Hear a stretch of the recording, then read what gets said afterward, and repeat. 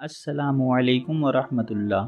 دوستو، آج ہم آپ کو ایک ایسا ایمان افروز اور سبق آموز واقعہ سنانے جا رہے ہیں جو نہ صرف ہمارے دلوں کو جھنجھوڑ دے گا بلکہ ہمیں زکوٰۃ کی اہمیت کو گہرائی سے سمجھنے پر بھی مجبور کر دے گا۔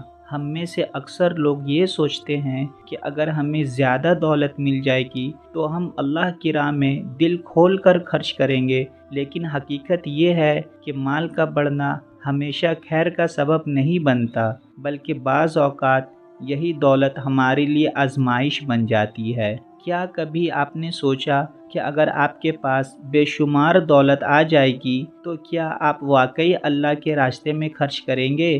یا کہیں ایسا تو نہیں کہ یہ دولت آپ کو عبادت اور دین سے دور لے جائے گی؟ آج ہم آپ کو ایک ایسے شخص کا قصہ سنائیں گے جو پہلے غریب تھا اور اللہ کے رسول صلی اللہ تعالیٰ علیہ وسلم سے دعا کرواتا تھا کہ اللہ اسے دولت عطا فرمائے، لیکن جب وہ امیر ہوا تو اس کے ساتھ ایسا واقعہ پیش آیا کہ اس کی ساری دولت بے معنی ہو گئی اور وہ دنیا اور آخرت دونوں میں خسارہ میں چلا گیا۔ یہ واقعہ ہے حضرت ثعلبہ بن حاتب رضی اللہ تعالیٰ عنہ کا، جو ہمیں یہ سبق دیتا ہے کہ زکوٰۃ دینا صرف فرض ہی نہیں بلکہ ہمارے ایمان کی علامت بھی ہے۔ تو آئیے اس ایمان افروز اور سبق آموز واقعے کو مکمل تفصیل سے سنتے ہیں۔ ویڈیو کو آخر تک دیکھیے تاکہ آپ اس واقعے سے مکمل سبق حاصل کر سکیں۔ اگر آپ کو ہماری یہ کاوش پسند آئے تو ویڈیو کو لائک اور شیئر ضرور کریں تاکہ یہ پیغام زیادہ سے زیادہ لوگوں تک پہنچ سکے۔ تو چلیے اب ہم آپ کو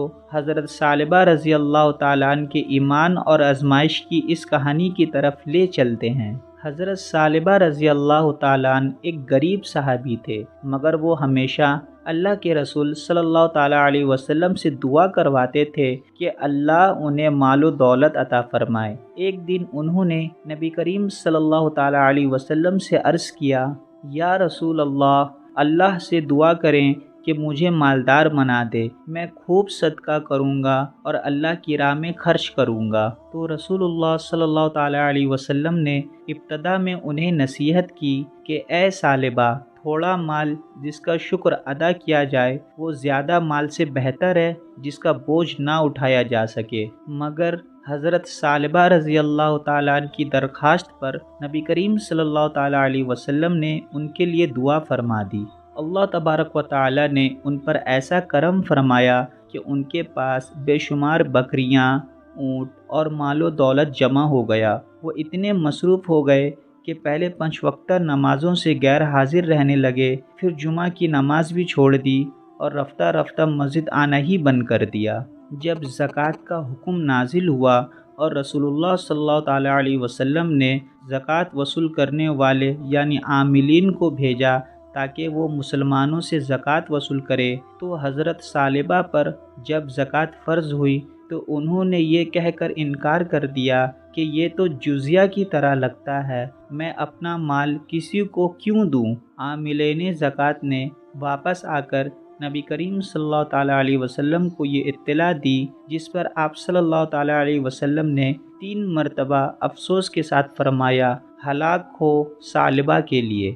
بعد میں حضرت ثعلبہ کو اپنی غلطی کا احساس ہوا اور وہ خود زکوٰۃ لے کر نبی کریم صلی اللہ تعالیٰ علیہ وسلم کے پاس آئے، مگر آپ صلی اللہ تعالیٰ علیہ وسلم نے ان کا مال قبول نہیں کیا اور فرمایا، اللہ نے تمہاری زکوٰۃ کو مسترد کر دیا ہے۔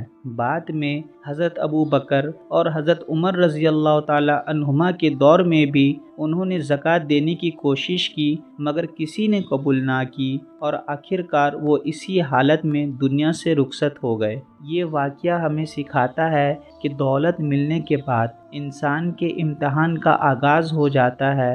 مال وہی بہتر ہے جو اللہ کی راہ میں خرچ ہو۔ اللہ ہمیں زکوٰۃ کی ادائیگی میں سستی سے بچائے اور اپنے مال کو پاک کرنے کی توفیق عطا فرمائے۔ یہ تھی ہماری آج کی ویڈیو۔